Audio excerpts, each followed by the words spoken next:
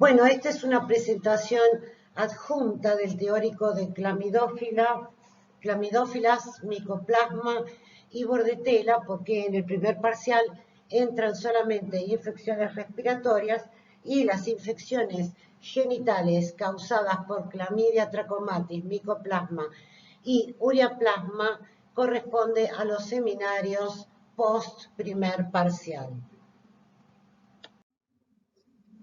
Como ustedes saben, clamidia trachomatis AC causa tracoma, clamidia trachomatis DK, infecciones genitales, conjuntivitis e infecciones respiratorias en neonatos por transmisión madre a hijo, y clamidia trachomatis L1, L3, linfogranuloma venérea. Las infecciones por clamidia trachomatis serovariedades DK constituyen una de las infecciones de transmisión sexual más prevalentes. A nivel mundial, más de 100 millones de individuos por año adquieren este tipo de infección. La infección primaria en el hombre es la uretritis. También puede tener proctitis. En la mujer es la cervicitis, que puede ir acompañada o no por uretritis, y también puede haber bartolinitis y en ambos sexos conjuntivitis. Las complicaciones de las infecciones primarias las vamos a ver en el transcurso de este teórico. También clamidia trachomatis está relacionada a infecciones de transmisión madre a hijo. El recién nacido puede padecer de conjuntivitis y con el riesgo de neumonitis. Como ustedes saben, las infecciones producidas por clamidia son silenciosas y en la mujer la cervicitis puede ser asintomática. Debido al fenómeno de persistencia que clamidia desarrolla en ausencia de antimicrobianos, también induce una infección crónica por vía ascendente, conduciendo a las formas más severas, que es la enfermedad inflamatoria pélvica, que tiene como riesgo la infertilidad tubo-ovárica. Una infección inflamatoria pélvica es la infección que comprende úteros, trompas de falopio u ovarios y que puede progresar a órganos vecinos. 2/3 de los pacientes con evidencia laparoscópica de enfermedad inflamatoria pélvica desconocen haber padecido este tipo de infección. Además de la cervicitis asintomática, la proporción de mujeres que desarrollan enfermedades inflamatorias pélvicas es 4 cada 10 casos. Como dijimos, trae esta enfermedad riesgo de embarazo ectópico, infertilidad y dolor pelviano crónico. Existe mayor riesgo de infertilidad con el número e intensidad de los episodios de la enfermedad inflamatoria pélvica, llegando 10% después de un episodio, 30% después de 2 episodios y más de 50% 3 o más episodios, aumentando el riesgo de infertilidad.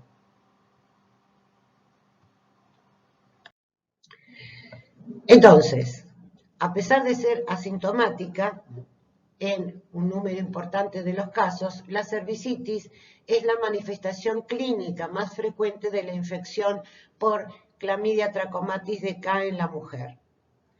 El 70% de las mujeres infectadas no tienen síntomas, mientras que las restantes pueden tener evidencias poco específicas de una infección por clamidia. Puede ser un flujo genital, dolor abdominal o pelviano, sangrado y o disuria. En un 35% de los casos, la cervicitis es acompañada por disuria, que es indicativa de una uretritis acompañante. existen casos en donde la paciente consulta por la disuria sin signos de cervicitis. Cuando solo la uretra está comprometida en la infección, se manifiesta con piuria, disuria y con urocultivos a gérmenes negativos, a gérmenes comunes negativos. Esto ocurre en el 23% de los casos. Entonces, frente a síntomas de disuria con un sedimento de piuria, es decir, de presencia de piocitos, y un urocultivo negativo, se tiene que pensar en una uretritis por Chlamydia trachomatis deca. En el hombre, del 30 al 50% de las uretritis no gonocóxicas son producidas por Chlamydia trachomatis deca. Se debe tener en cuenta que el 50% son asintomáticos y el resto presenta disuria y una secreción uretral que es blanquecina o transparente, a diferencia de la secreción de la gonorrea, que es más purulenta. Como clamidia da infecciones ascendentes, una de las complicaciones de las uretritis no tratadas en el hombre es la estenosis uretral, debido a las cicatrizaciones del tejido fibroso, como por el mecanismo que ya explicamos en micro 1. Puede ocurrir también que en los individuos con uretritis asintomática, el primer signo de la infección puede ser la epididimitis o la epididimorquitis. La infección también puede alcanzar la uretra prostática y saltar, ya sea a la próstata o a la vejiga, causando los signos típicos de urgencia de orinar, disuria y nocturia de la prostatitis.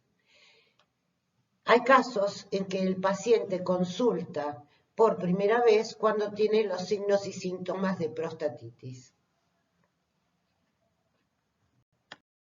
En esta diapositiva vemos la secreción transparente que se puede observar en el caso de uretritis y también la escasa secreción en el caso de cervicitis. En la gestante, la infección durante el embarazo puede asociarse a una endometritis posparto. Los neonatos de madres infectadas pueden adquirir la infección durante el pasaje por el canal de parto por contacto con las secreciones cérvico-vaginales, es decir, es una infección perinatal. La conjuntivitis aguda con secreciones copiosas mucopurulentas es la infección más frecuente y ocurre entre los 2 y 25 días del nacimiento. Los signos pueden desaparecer espontáneamente y la enfermedad puede pasar desapercibida sin dejar secuelas. Sin embargo, existe el riesgo de neumonitis. La neumonitis no se desarrolla en forma temprana, generalmente lo hace durante el primer mes de vida, es decir, el neonato es dado de alta y luego vuelve con signos de neumonitis, que es la inflamación pulmonar limitada al intersticio. Se han descrito casos dentro de los 6 meses de vida. La infección, nada más.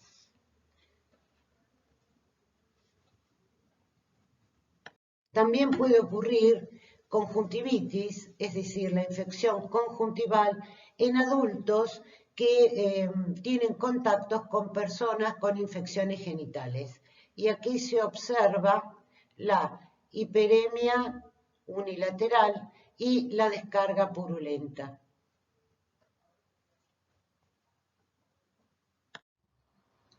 Con respecto a la toma de las muestras para realizar el diagnóstico, se debe tener en cuenta que Chlamydia trachomatis, como toda la familia Chlamydaceae, es un patógeno intracelular, Por lo tanto, es importante la recuperación de las células epiteliales. En el caso de hisopados endocervicales, se debe introducir el hisopo en el endocervix y rotar antes de retirarlo. Recuerden que no se toman muestras en mujeres fértiles del fondo de vagina. El hisopado uretral en la mujer, también el hisopo debe insertarse 1 centímetro dentro de la uretra y ser rotado. En el hombre, el hisopo se introduce de 3 a 4 centímetros en la uretra anterior y también debe ser rotado. Se debe tener en cuenta que el individuo no debe orinar 1 hora antes de la toma de la muestra para no reducir la sensibilidad del diagnóstico por barrido de las células columnares infectadas. En el caso de conjuntivitis, tenemos que considerar el cepillado o hisopado del saco conjuntival. Y en estas muestras, tanto conjuntivales como cervicales, todo exudado debe ser removido antes de obtener las muestras. El diagnóstico puede ser realizado mediante el aislamiento de Clamidia trachomatis en por cultivo en líneas celulares, donde las líneas celulares son McCoy y ELA 299. La sensibilidad es del 70 al 80% con una especificidad del 100% si se usan anticuerpos específicos para la proteína monoclonales, para la proteína MOMP, que aumenta su identidad. Como no es accesible en todos los laboratorios, tenemos la red de laboratorios que encabeza el Anlis o Malbrand. ¿Cuándo se recomienda cultivo? Se recomienda cultivo en muestras de aspirados nasofaringios de neonatos, hisopados rectales de todos los pacientes e hisopados vaginales solamente en niñas prepúberes con sospecha de abuso sexual. En este caso, la amplificación de ácidos nucleicos no es un método recomendado. Es decir, que en las niñas prepúberes la muestra es hisopados vaginales y el método diagnóstico es el cultivo.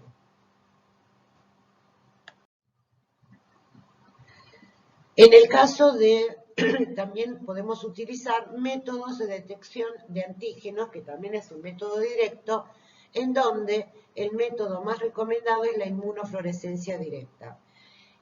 Se utilizan anticuerpos monoclonales marcados con fluoresceína dirigidos hacia las regiones específicas de las proteínas MOMP para Clamidia trachomatis DK o antilipopolisacáridos. El método tiene una sensibilidad del 80% y una especificidad del 100% siempre que se utilicen anticuerpos fluorescentes específicos. Y en esta diapositiva se observan las inclusiones citoplasmáticas de color verde así, dentro de las células. Si se utilizan métodos más inespecíficos para detectar clamidia en general, como puede ser Lugol, que tiñe las inclusiones, o Giemsa, el método tiene menor especificidad porque siempre es detección de clamidia y no Clamidia trachomatis DK. También está el enzimo inmunoensayo, que es semicuantitativo y que puede utilizar anticuerpos policlonales o monoclonales contra antígenos del lipopolisacárido género específico. Aquí se detecta la presencia del género clamidia, pero no Clamidia trachomatis. Pero obviamente que como Clamidia trachomatis es la única especie que hasta ahora infecta al hombre, también es un método válido. Tiene una sensibilidad y una especificidad menor que la inmunofluorescencia directa. En cuanto a la detección de ácidos nucleicos, tiene mayor sensibilidad que el cultivo, pero es menos específica. Se pueden utilizar cebadores dirigidos contra el plásmido críptico, que es propio y único de Clamidia trachomatis, pero no da las serovariedades, o cebadores contra regiones específicas contra el gen que codifica la proteína MON. En cuanto a los métodos serológicos, no son recomendados, ya que dijimos que esta infección puede ser muy frecuente en la mayoría de los individuos sexualmente activos, es silenciosa y entonces puede haber una detección de anticuerpos ya por infecciones pasadas y no se puede detectar un nuevo caso.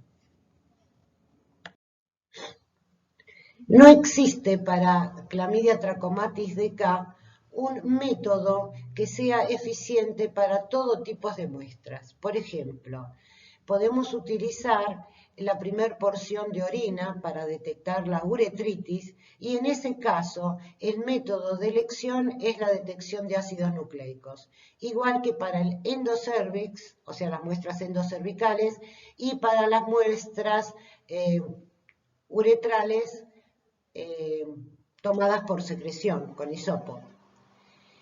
El cultivo es útil para detectar Clamidia trachomatis DK en hisopados faringios y en hisopados rectales, en donde la detección de ácidos nucleicos es muy poco recomendable, está no aprobada. Cuando utilizamos la detección directa de antígenos, la inmunofluorescencia directa, como dijimos, es más recomendable que la ELISA, aunque la ELISA es un método común que se puede utilizar en hombres asintomáticos, ya que me dice que están presentes o ausentes clamidias, es semi-cuantitativa. Es decir, que esta diapositiva resume los métodos recomendados o los métodos de elección para cada una de las muestras.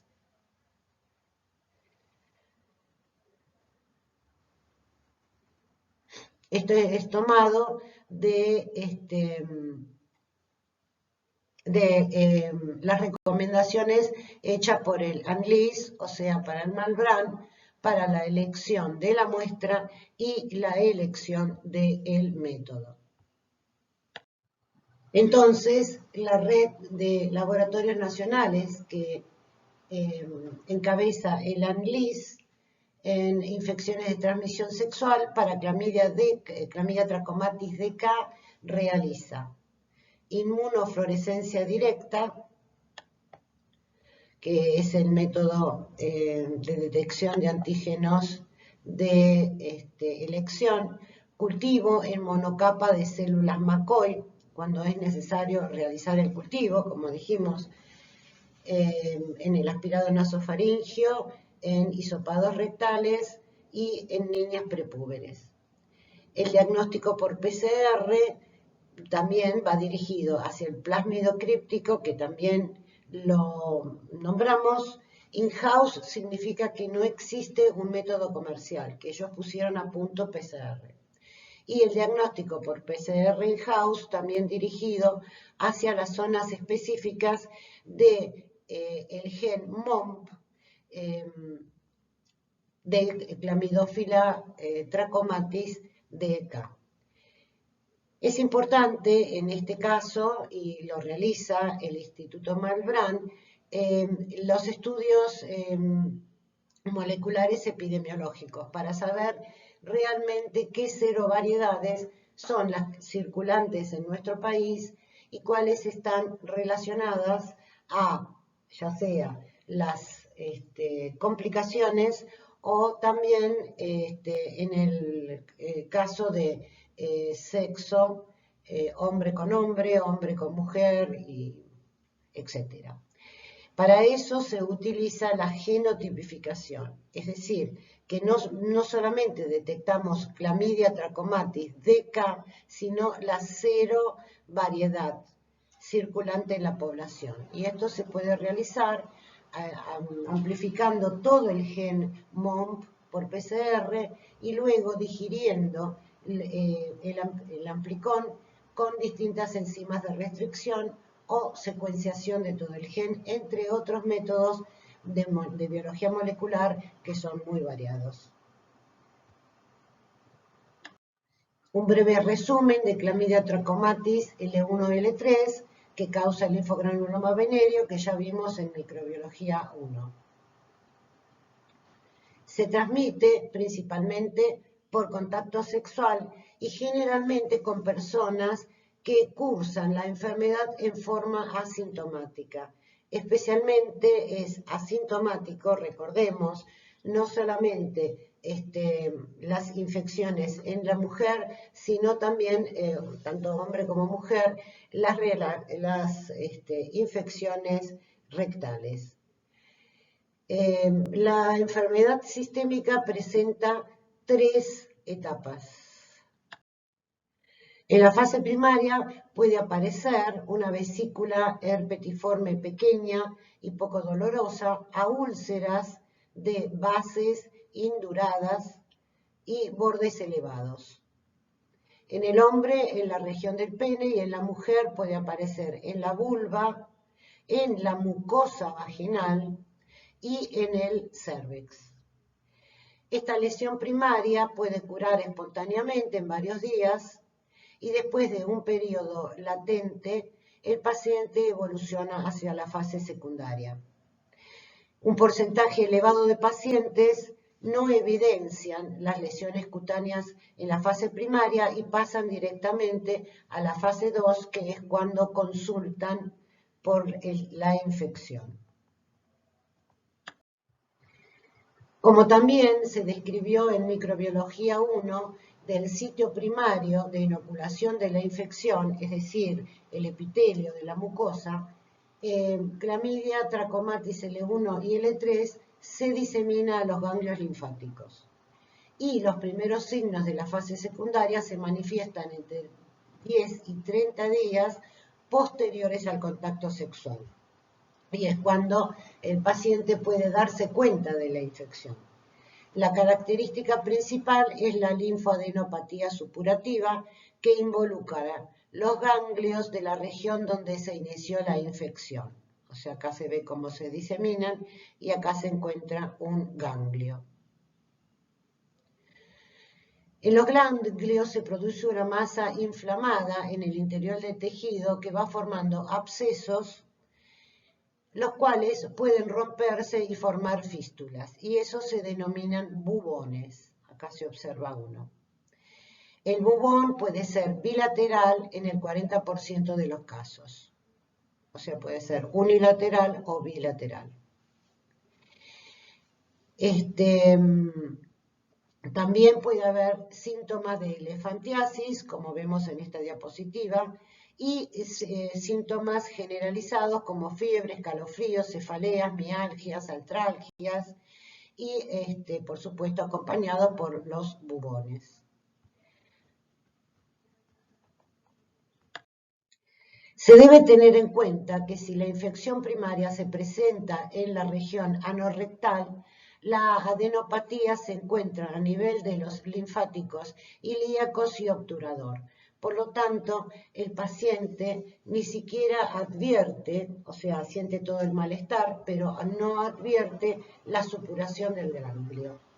Recientemente se ha evidenciado una recombinación entre, que es una forma de evolución de la especie, Clamidia trachomatis serovariedad D y C, que son las que causan uretritis y cervicitis, con Clamidia trachomatis serovariedad L2, dando lugar a una serovariedad hipervirulenta que causa proctitis con hemorragia severa. Esta recombinación y la emergencia de esta variante es a nivel mundial. La fase terciaria se caracteriza por cambios fibróticos y anormalidades del drenaje linfático, dando alteraciones funcionales. Las complicaciones se observan en un porcentaje muy bajo de los casos y consiste en fibrosis propio de las características de Clamidia trachomatis y drenaje linfático anormal en pacientes que sufren la fase tardía de la enfermedad, siendo esto más frecuente en el sexo masculino.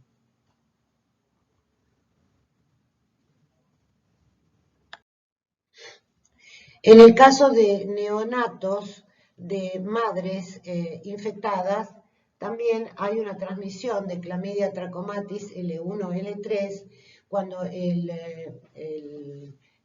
neonato pasa por el canal de parto o el feto pasa por el canal de parto y el niño puede sufrir una conjuntivitis oculoganglionar, que esto es enrojecimiento, sensibilidad e inflamación ocular con posibles úlceras en la córnea.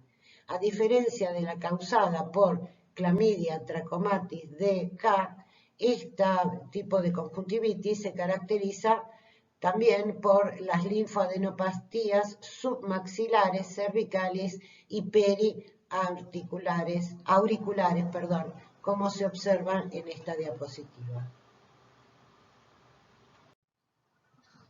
El diagnóstico se realiza sobre muestras de la secreción purulenta del bubón o ganglio infectado, o también puede haber una punción, aspiración del mismo si es que no está abierto.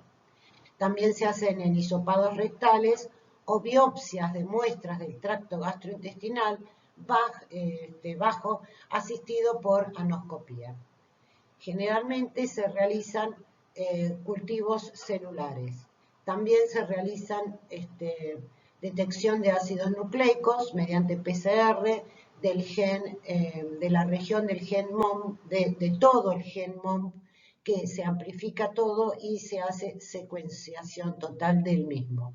O sea, no hay una región específica que uno pueda demostrar simplemente por amplificación por PCR. El diagnóstico puede ser generalmente es clínico y en este caso sí existen pruebas serológicas como la inmunofluorescencia indirecta con títulos de anticuerpos 1 en 128 o 1 en 2000 y la serología es útil para apoyar el diagnóstico de infecciones inguinales pero no rectales, o sea, rectales tenemos que hacer el hisopado rectal o biopsias de muestras del tracto gastrointestinal bajo asistido por anoscopía. Bueno, ahora vamos a comenzar con las especies de micoplasma que causan infecciones genitales. Mycoplasma genitalium es un patógeno primario. Es uno de los agentes etiológicos de uretritis no gonocócica y dentro de los hombres sintomáticos causa el 15 al 35% de las uretritis no gonocócicas causadas por Clamidia trachomatis DK. También está asociado a la balanitis o postitis, que es la inflamación del prepucio. Generalmente la cervicitis es asintomática como la infección anal. Se debe considerar lo antedicho en caso de las búsquedas de las parejas sexuales del paciente que va a la consulta. O sea, sus pacientes, sus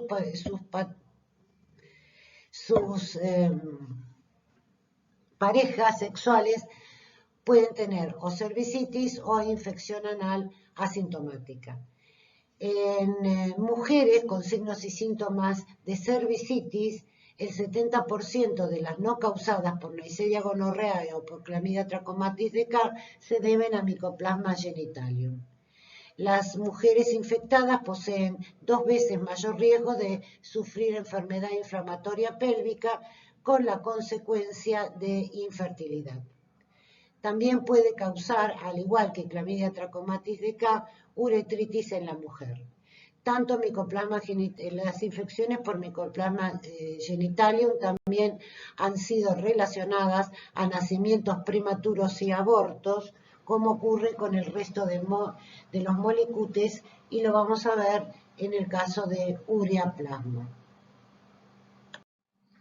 En el caso de Mycoplasma genitalium, el diagnóstico se realiza exclusivamente por la detección de ácidos nucleicos, no se realiza cultivo ni serología. Y la PCR amplifica regiones de la adesina. Ustedes recuerdan que el micoplasma tenía la organela o tip, en cuyo extremo más externo se encuentra la adesina, o PCR en tiempo real dirigido al gen que codifica el ARN ribosomal 16S. En la actualidad existe un equipo comercial de PCR en tiempo real que es una multiplex, o sea que detecta todos los agentes en una sola reacción: Clamidia trachomatis dk, Neisseria gonorrhoeae, Mycoplasma genitalium, Mycoplasma hominis y también Ureaplasma parvum y Urealyticum.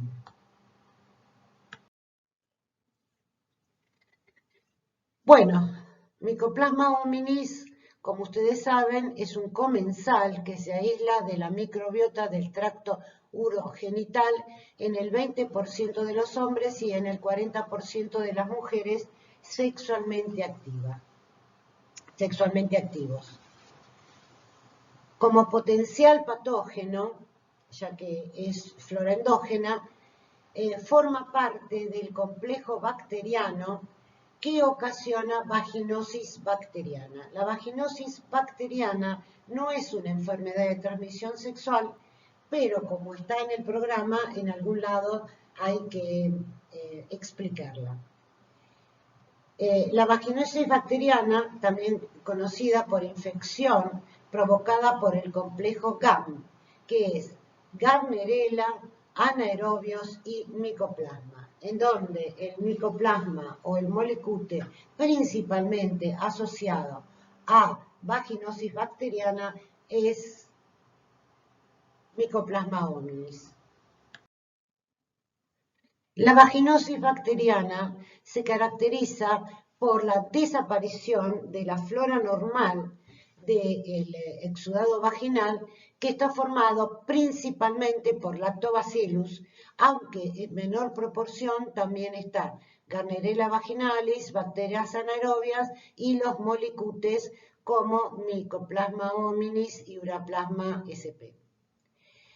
En la vaginosis bacteriana, el flujo vaginal cambia de aspecto, es blanco, grisáceo, con presencia de pequeñas burbujas y con un fuerte olor a pescado, por las putrecinas que se liberan en la infección. En muchos pacientes, muchas mujeres, el olor de la descarga es la causa de la consulta, porque el flujo puede ser muy leve. Entre mujeres asintomáticas, existen mujeres asintomáticas, y en el hombre se puede aislar principalmente Gardnerella vaginalis en la uretra, pero tal hallazgo no requiere tratamiento porque no es una enfermedad de transmisión sexual. El principal agente que causa la vaginosis bacteriana es Gardnerella vaginalis, que es un bacilo que posee una membrana externa. Sin embargo, su pared, o sea, su envoltura, tiene una arquitectura de gram positivo. O sea, tiene una membrana externa como los gram negativos, pero tiene una arquitectura semejante a los gram positivos. Y dependiendo de la fase de desarrollo, se puede observar como gram positivo o gram negativo. Por lo tanto, se define como gram lábil. ¿Por qué se produce la vaginosis bacteriana? Existen dos hipótesis. Las cepas de Gardnerella vaginalis relacionadas a las vaginosis bacterianas son diferentes a las encontradas en ausencia de vaginosis bacteriana. O las cepas de Gardnerella vaginalis relacionadas a vaginosis bacteriana estarían presentes en muy baja cantidad dentro de la flora normal del exudado vaginal y los factores predisponentes inducen su selección. Los factores predisponentes pueden ser factores hormonales, uso de antisépticos en la higiene vaginal, uso de espermicidas, etc. La presencia o expresión de determinados genes de Gardnerella vaginalis aumenta su adhesión a la superficie de la mucosa vaginal y establece una competición con los Lactobacillus sp que forman parte de la flora normal, desplazándolo totalmente del nicho. Es decir, que Gardnerella vaginalis se establece como colonizantes primarios, induciendo principalmente la mayor cantidad de especies anaerobias y de Mycoplasma hominis para desarrollar biopelículas mixtas. Existen evidencias que estas biopelículas polimicrobianas que Gardnerella vaginalis forma pueden ascender y alcanzar el endometrio y el epitelio de las trompas de Falopio, como veremos. En la figura A vemos una tinción de Gram típica de una vaginosis bacteriana en donde se observan las células epiteliales, ausencia de polimorfonucleares que sí acompaña la vaginitis y un caminito que forma Gardnerella vaginalis alrededor de las células y también las células están tachonadas por la misma bacteria. Obviamente que las bacterias anaerobias y Mycoplasma hominis no se pueden observar en un exudado vaginal mediante esta coloración.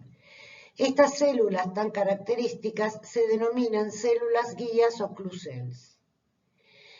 Y en la parte B observamos un exudado vaginal teñido con coloración de Gram de un flujo normal, donde predominan los lactobacilos y las células epiteliales, y los lactobacilos, como ustedes saben, son bacilos Gram positivos. ¿Por qué nombramos a Mycoplasma hominis en la vaginosis bacteriana cuando el principal patógeno es Gardnerella vaginalis y contra la cual va dirigida el tratamiento? Porque la colonización por Mycoplasma hominis en la vaginosis bacteriana alcanza recuentos de hasta 10.000 veces mayor que las mujeres sin vaginosis bacteriana. Y algunos autores consideran que después de las 24 semanas de gestación, la colonización por Mycoplasma hominis constituye un factor de riesgo del parto prematuro, como vamos a ver en otros molicutes, que es ureoplasma.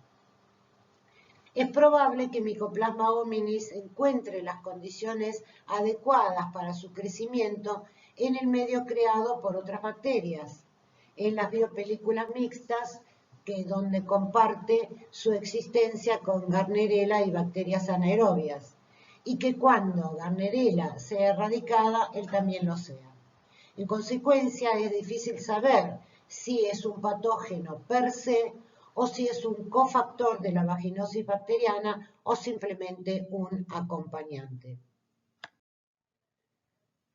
El diagnóstico de Mycoplasma hominis en el caso de vaginosis bacteriana se realiza a través del cultivo cuantitativo. Mycoplasma hominis utiliza la arginina, por lo tanto, en el medio de cultivo de micoplasmas se agrega arginina y un colorante que permita ver la utilización de la misma. Como todo micoplasma o molicutes, las colonias no son vistas a simple vista y se tienen que ver, son las típicas de huevo frito, y se tienen que ver con microscopio de 20 por a 60 por. Lo importante es el recuento. Se considera un cultivo positivo cuando el recuento de colonias es mayor de 10 a la 3 a 10 a la 4 unidades cambiadoras de color por mililitro o unidades formadoras de colonia, que es lo mismo. Este molicute desarrolla más rápidamente que Mycoplasma pneumoniae, que dijimos que podía tardar hasta 4 semanas.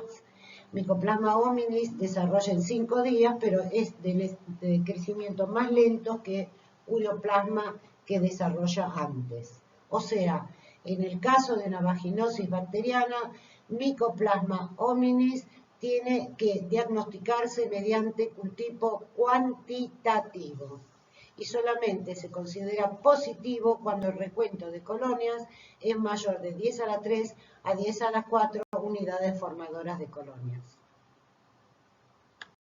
En cuanto a los otros molicutes que forman parte de la microbiota genitourinaria, encontramos a Ureaplasma urealyticum y Ureaplasma parvum.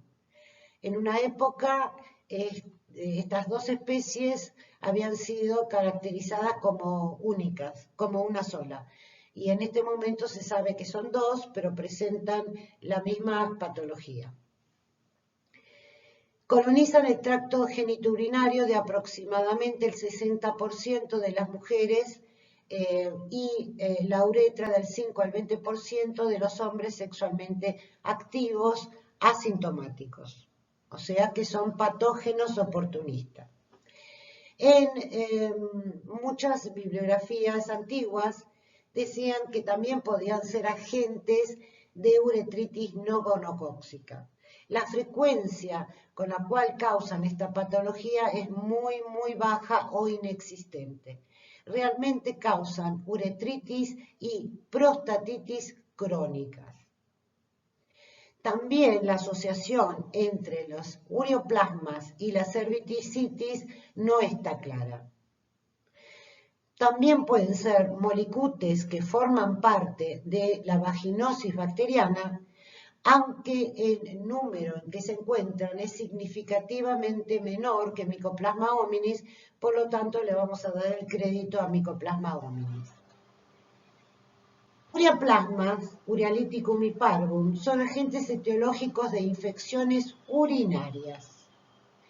Ellos, como su nombre lo indica, codifican una ureasa que también interviene en la producción de cálculos urinarios. Como vamos a ver, Ureaplasma spp se asocia a una serie de condiciones que pueden afectar a la mujer embarazada, al feto en general y al neonato.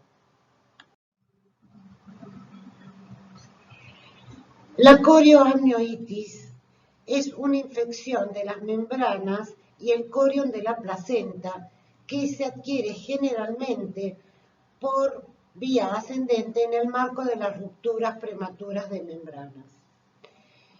Sin embargo, puede desarrollarse con membranas intactas, siendo este hecho más frecuente en el caso de las infecciones por molicutes genitales, porque ustedes saben que los molicutes son las bacterias de vida libre más pequeñas. La corioamnionitis subclínica es el eje de la patología materno-infantil y se asocia a aborto y a complicaciones fetales y neonatales como parto pretérmino, displasia broncopulmonar y lesiones en el sistema nervioso central. Se debe aclarar que el parto prematuro que ocurre en la semana 30 o menos de la gestación presenta una asociación directa con la infección, mientras que el parto pretérmino espontáneo que ocurre entre las semanas 34 a 36 de gestación usualmente ocurre sin asociación con la infección. Dentro de los molicutes, Ureaplasma spp fue identificado en el 22 al 28% de las pacientes con corioamnionitis, mientras que Mycoplasma hominis que también hay que buscarlo. O todo el complejo GAM en solo 2 a 4% de los casos. Es decir, que esta patología está principalmente dada por los ureaplasmas. Se ha demostrado clínica y experimentalmente que ureaplasma SPP puede invadir el saco amniótico desde la vagina, es decir, por vía ascendente, e inducir en las membranas una respuesta inflamatoria mediada por citoquinas que da lugar al parto prematuro y a las demás complicaciones.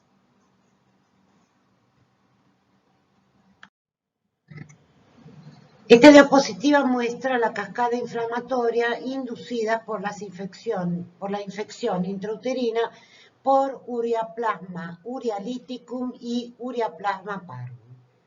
Entonces, se produce el ascenso de estas molicutes hacia el útero y se desarrolla una infección intrauterina subclínica. En ese momento se puede observar en el líquido amniótico un aumento de polimorfos nucleares, interleuquina 1 beta, TNF-alfa, interleuquina 6, que trae como aparejado el aumento de prostaglandina y de metaloproteasas. Las mismas aumentan las contracciones uterinas y dilatación cervical y disminuyen la resistencia de membranas. Por lo tanto, se produce ruptura prematura de membranas e inicio del parto pretérmino. En cuanto al feto, podemos observar un aumento principalmente de interleuquina 1 beta pulmonar, TNF-alfa, interleuquina 8, 6, 11 y otros mediadores que traen una interrupción de la septación alveolar y del desarrollo capilar y apoptosis de las células alveolares tipo T2. Esto trae un aumento de microfibroblastos, colágeno y elastina, conduciendo a la fibrosis extensa del pulmón del feto. Y es la causa de la displasia pulmonar. La displasia pulmonar es ese síndrome que dicen el neonato tiene pulmones poco desarrollados y requiere de la asistencia mecánica hasta que pueda desarrollar la respiración por sí mismo. También puede haber un aumento de la reacción inflamatoria tanto en la sangre fetal como en el sistema nervioso central, donde se observan aumentos de interleuquina 1 beta, TNF-alfa e interleuquina 6. Esto va a condicionar una inflamación del sistema nervioso central y activación de la microglía. Puede haber lesiones neuronales, las cuales incluyen hemorragia intraventricular y lesiones de la sustancia blanca, y pueden causar parálisis central y otras alteraciones neurológicas. Es decir, que todas las patologías causadas en el feto y en el neonato por ureaplasma SPP se deben a la reacción inflamatoria. No es que ureaplasma está relacionado con la neumonía del recién nacido ni con meningitis. Eso eran bibliografías anteriores y existen muchos bacteriólogos que dedicaron toda su vida a tratar de aislar ureaplasma de líquido cefalorraquídeo de neonato y nunca lo lograron porque no causa meningitis. Bien. El diagnóstico de ureaplasma urealyticum y ureaplasma parvum se realiza generalmente por cultivo. Como estas bacterias codifican una ureasa, el medio sólido, que es el agar A8, contiene urea y un colorante que cambia de color con el pH, indicando la hidrólisis que permite la identificación de las colonias de ureaplasma. Bueno, es el molicute que crece más rápidamente porque sus colonias son visibles a las 2 o 3 días de incubación. Por supuesto que dan colonias muy pequeñas que necesitan ser observadas al microscopio, con 20 por o 60 por. Y los cultivos también se realizan en forma cuantitativa. Tanto Mycoplasma hominis como Ureaplasma, que también pueden estar formando parte de la flora endógena, el diagnóstico es por cultivos cuantitativos.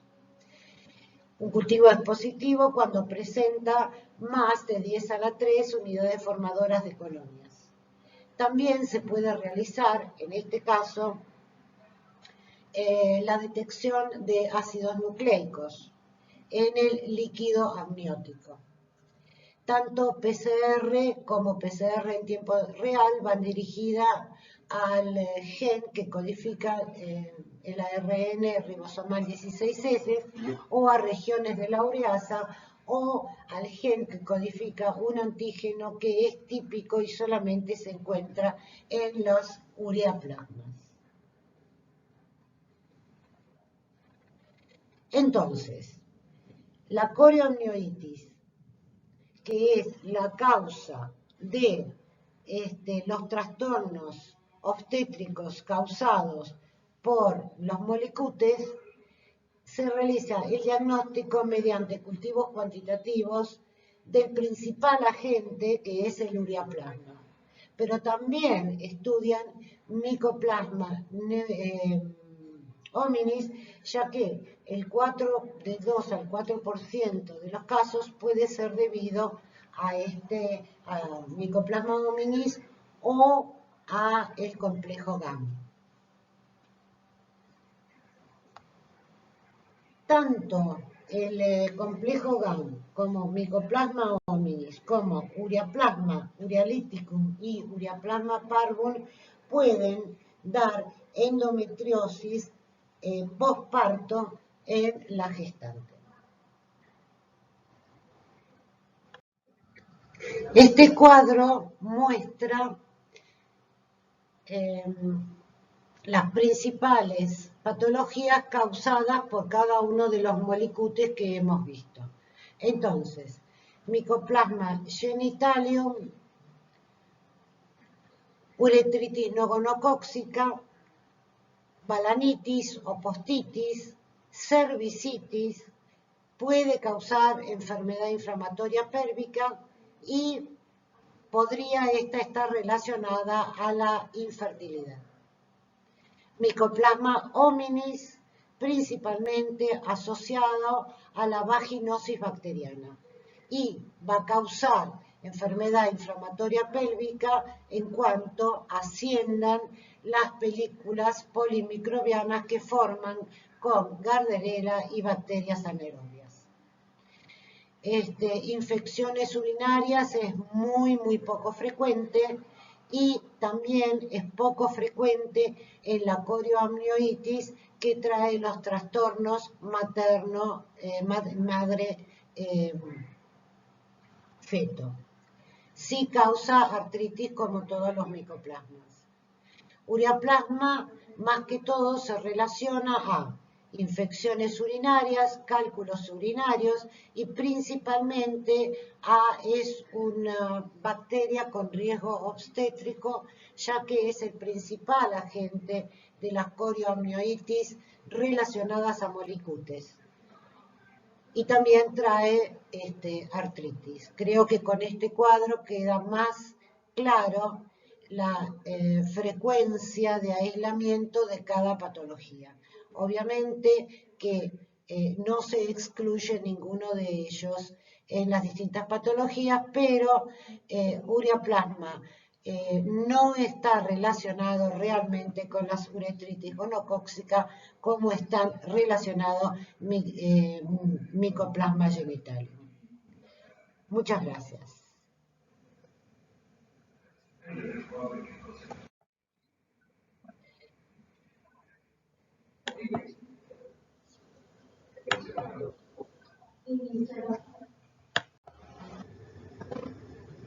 Cualquier consulta pueden hacerlo a mi mail. Muchas gracias.